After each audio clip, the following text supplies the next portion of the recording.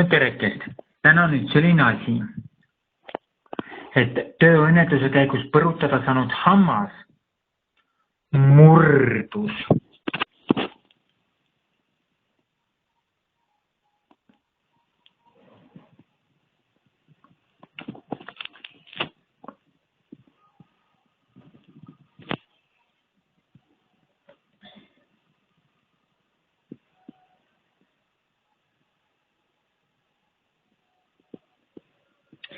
Selle hambaga ma närisin toitu, mõtelge.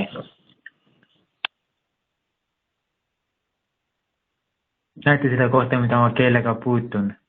Ma lähen keelega selle koha vastu praegu, näitan keelega seda. Et see on see sama hammas, mis praegu ära murdus ja mis tööõnnetuse käigus põrutada sai ja mulle kõvasti probleeme tekitas valuga.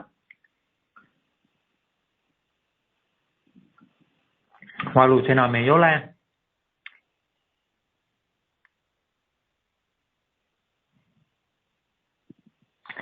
Aga lihtsalt probleem on selles, et see hammas lihtsalt murdus ära. Et ma püüdsin süüa toitu.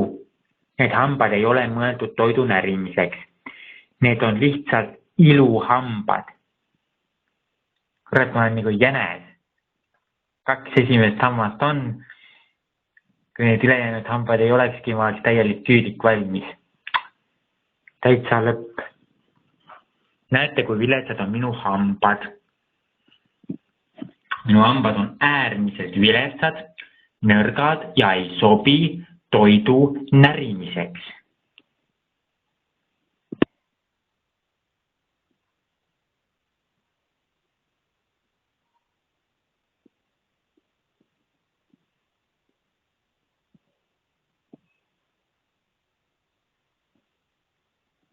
See on hammas, mis murdus ära minu suust, sest mul on väga-väga viletsad praakhambad.